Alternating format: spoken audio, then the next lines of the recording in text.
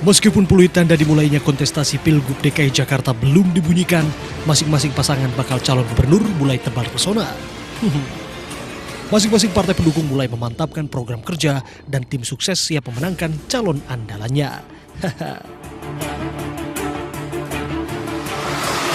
Iklim politik di ibu kota praktis semakin memanas lantaran lingkaran survei Indonesia merilis survei terbaru yang menyatakan bahwa calon petahana potensial kalah dalam Pilgub yang segera digelar 2017 mendatang. Dalam survei yang digelar 28 September hingga 2 Oktober, LSI merilis elektabilitas Ahok Jarot 31,4%, disusul Anies Sandi 21,1%, dan terakhir Agus Silvi 19,3%. Meski unggul, LSI meyakini pola tergerusnya elektabilitas Ahok dalam 9 bulan terakhir. Hal ini disinyalir akibat sikap temperamental Ahok dan kebijakan penggusuran yang dinilai tidak berpihak pada masyarakat kecil.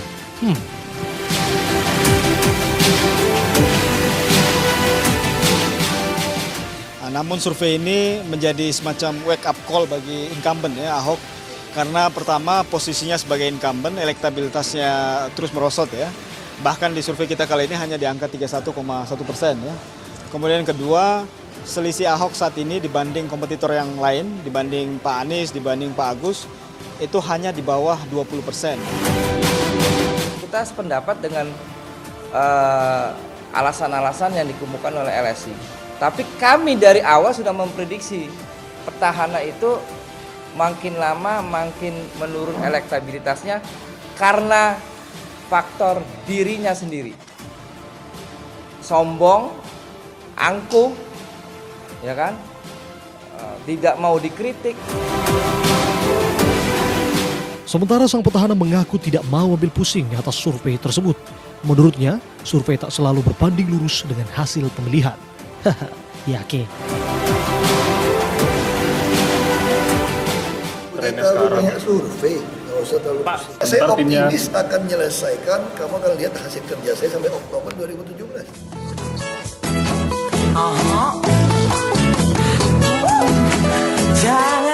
Iya, yang petahana jangan jumawa. Kandidat lain jangan diremehin. Biarkan masyarakat ibu kota yang menentukan jawarannya.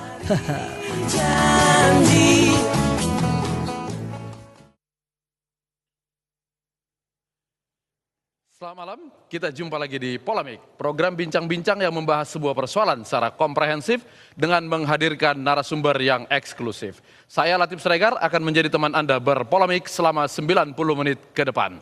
Ada apa dengan petahana? Selain LSI yang ada di paket berita tadi, ada 3 lembaga survei lain yang juga mengeluarkan hasil survei di pekan ini. Ada Polmark, ada MNC Research, dan kemudian ada Median. Dan semuanya menyatakan elektabilitas petahana menurun setelah pendaftaran calon-calon yang lain. Itulah yang kita bahas pada malam hari ini. Di studio sudah hadir bersama kita ada Bang Komarudin Wataubun, tim pemenangan Ahok Jarot. Selamat malam Bang.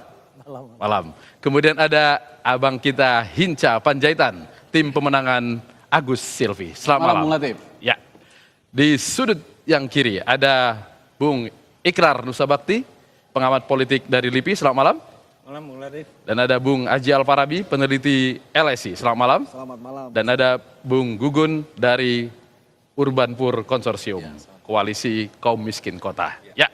Dan malam ini sidang istimewa kita akan dipimpin oleh Hakim Dea Tungga Esti. Silakan. Selamat malam Bang Latif. Selamat malam. Bapak narasumber yang telah hadir. Selamat malam Dea. Selamat malam. Semangat Seru dia. sekali kita. Iya. Seru sekali malam ini kita akan dengar para tim sukses dan para hasil surveyor di sini Betul kita ya. sekali. Kalau begitu kita mulai Bang Latif. Silakan. Sidang hari ini. Baik. Sidang ada apa dengan petahana? Kita mulai. 1, 2, 3. Iya. Saya langsung ke Bung Aji. Kalau Hinca semangat sekali, jadi belakangan aja dia. Hasil survei Anda menunjukkan Ahok 31,4, Anies 21,1, Agus 19,3%. Ini setelah pendaftaran. Apakah ada survei sebelumnya sehingga Anda bisa menyebut bahwa hasil survei kali ini turun? Yang pertama kalau kita melihat pengalaman kita ya dari berbagai pilkada yang pernah kita survei, memang fenomena incumbent jauh sebelum pendaftaran atau jauh sebelum kampanye biasanya memang cukup tinggi ya, apalagi misalnya incumbent-nya dipersepsikan baik ya atau tingkat kepuasannya tinggi ya.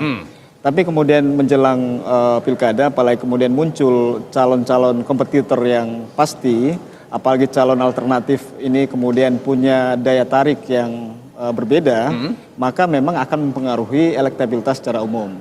Kalau kita lihat di hasil survei kita kemarin, memang dari sisi tingkat kepuasan publik terhadap Ahok masih cukup tinggi ya, masih di atas 50%, masih di angka 57%. Namun catatannya adalah yang pertama, kalau dari sisi tingkat kepuasan memang juga mengalami penurunan ya dibanding survei kita di bulan Juli ataupun di bulan Maret ya. Jadi di bulan Juli dan bulan Maret itu angkanya masih di atas 80%, 70 sampai 80%. Tapi saat ini hanya di angka 57%. Yang kedua yang menarik sebetulnya bukan hanya di sisi elektabilitas, tapi tingkat kesukaan ya, tingkat kesukaan atau tingkat akseptabilitas terhadap Ahok pun turun ya dari di atas 70%, sekarang hanya di angka di atas 50%. Ada faktor apa saja yang membuat tingkat kesukaan dan tingkat elektabilitas itu bisa turun? Ya banyak hal. Yang pertama memang munculnya berbagai macam isu-isu negatif yang kemudian ditujukan ke Pak Ahok ya, dari beberapa bulan sebelumnya ya, terkait dengan kasus reklamasi, kemudian kasus sumber waras ya. Ini kan memang bukan persoalan benar atau tidaknya kasus itu atau apakah Pak Ahok terlibat atau tidak, tapi sebetulnya persepsi publik yang terbentuk cenderung negatif. Yang kedua adalah aspek personality ya. Banyak sekali kemudian muncul sikap-sikap atau statement Pak Ahok yang kemudian menjadi satu kontroversi di publik. Jadi berbagai macam hal ini yang kemudian berujung atau outputnya di survei kita kali ini. Tadi Anda menyebutkan bahwa jika jarak antara para calon di bawah 20% itu berbahaya. Oh ya, jadi mengapa kemudian kita berani membuat statement Ahok potensial kalah? Karena pertama adalah yang kita lihat bukan posisi Ahok saat ini yang masih di nomor 1 dalam survei ya. Memang di survei kita masih nomor 1, angkanya mencapai 31%. Namun yang kita lihat adalah trennya ya. Pertama adalah kalau kita bandingkan dengan survei kita di bulan Maret ke Oktober, itu ada penurunan sekitar 28% ya. Kemudian yang kedua adalah kita lihat jarak elektabilitas ya antara Ahok sebagai incumbent dengan penantangnya ya. Biasanya memang untuk incumbent titik amannya adalah selisih elektabilitas itu minimal di atas 20%. Tapi kalau saat ini hanya selisih sekitar 10 sampai 12%, itu artinya bahwa munculnya kandidat lain punya daya tarik yang bisa mengancam elektabilitas Pak Ahok sendiri. Masih ada 5 bulan lagi? Masih cukup waktu Pak Ahok, karena tingkat kepuasannya masih tinggi saat ini. Tapi sekali lagi bahwa untuk bisa terpilih menjadi seorang kepala daerah, memang ini fakta yang ada, bukan hanya faktor kepuasan atau prestasi atau program, ada faktor-faktor lain yang dinilai oleh pemilih. Misalnya aspek personality, kemudian aspek-aspek yang lain ya. Baik, masih panjang waktu, aspek-aspek masih bisa mungkin berubah. Pak Komar, ini alarm atau wake up call kepada petahana? Ya, kita terima kasih karena ada warning ya dari lembaga survei. Tapi begini, PDI Perjuangan ada punya cara dan sering digunakan untuk mengantisipasi yang seperti itu. Bedanya kalau dulu pengalaman kita di DKI maupun di Jawa Tengah, Pak Ganjar Pranowo itu masuk Jawa Tengah dengan 6%. Ya, kita naik jadi menangnya di sana. Bedanya kalau dulu itu mereka bukan incumbent. Sekarang Ahok itu ada dalam posisi incumbent. Tetapi yang saya lihat hasil survei, yang selama ini diserang Pak Ahok itu soal kasar, kemudian pindah-pindah partai. Inkonsistensi. Ya, inkonsistensi. Nah, ketika kita menjelaskan 3 kandidat ini kurang lebih sama soal inkonsistensi terhadap pekerjaan, terhadap tugas. Pak. Gimana maksud Anda? Boleh saya potong Bang Latif ya? Boleh, silakan. 3 calon dikatakan tadi inkonsistensi terhadap pekerjaan. Menarik ini Bang Latif. Boleh Anda mungkin sampaikan? Sebentar, saya akan jelaskan. Yang saya sampaikan pasti saya jelaskan kepada publik. Pertama, Pak Anies. Pak Anies itu dulu waktu kita lagi persiapan Pak Jokowi, beliau ikut konvensi di Demokrat. Habis itu kalah konvensi langsung gabung dia di tim intinya di tim Jokowi JK. Pak Jokowi JK. Kemudian menjadi menteri. Ya, ini kan rakyat belum tahu bagian ini, tahu yang baik-baik saja. Artinya secara inkonsistensi di dua belah pihak Ya, melakukan saya mau hal yang sampaikan sama. bahwa 3 kandidat ini sama saja karakter Ya, ya. soal inkonsistensi terhadap tugas-tugasnya. Kedua, Pak Agus.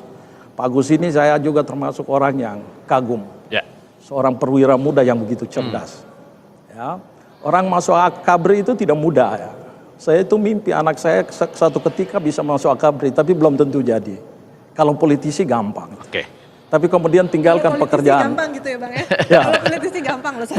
Politisi tidak butuh apa Tesnya nggak seberat keahlian akabri khusus. maksudnya. Tidak seberat masuk akabri. Iya, iya, iya. Tapi beliau tinggalkan pekerjaan besar di sana dan kemudian memilih jadi. Nah, itu bagian yang pertama. Ya. Tadi saya mau sampaikan kepada publik bahwa 3 ini kira-kira soal inkonsistensi terhadap tugas sama saja. Oke. Yang kedua, masalah Ahok ini juga karena memang internal PDI Perjuangan sendiri itu agak down Karena beberapa waktu lalu dengan perilakunya juga yang tidak terlalu familiar dengan partai waktu Ya, itu ya, dengan tim relawan. iya. Tapi sekarang begitu diputuskan memang agak, tapi sekarang kita konsolidasi kembali. Oke. Kita menjelaskan Artinya kembali. Pak Komar mau bilang sebenarnya ketika Ahok memilih di dalam tubuh PDIP juga tidak solid. Bukan, Ketika awalnya kan memilih. Ahok memilih dengan non-partai. relawan non-partai. Gitu ya. Begitu partai memutuskan untuk Ahok lewat partai, sekarang teman-teman terkonsolidir kembali. Waktu 5 bulan dan saya yakin Ahok pasti dalam putaran pertama kita menang. Yakin ya? Yakin itu. Oke. Untuk Dan Bang kita Hinca, punya cara ya. cara kita ada untuk itu. Nanti jangan Tapi kita pakai teori kapal selam, jadi tidak perlu muncul di permukaan. Untuk Bang Hinca saya kasih ide yang nanya, biar semangat. Luar biasa yang sulit sekali. Gimana, Satu Bang? lagi. Gimana Bang? Jadi Ya. Pak Agus Yudhoyono dicalonkan kemudian bagaimana kemudian Dan visi sekarang misinya? masih di nomor 3 terus di survei-survei ya. Cara bertanya dia saja dia mengagumkan terhadap Agus. Aduh. Jadi saya kira ini big surprise ya. Iya, iya, iya. Kejutan besar yang juga menarik bagi siapa saja di internal kami tentu. Kawan-kawan di media juga mendapat semacam energi baru tentang sesuatu di DKI Jakarta.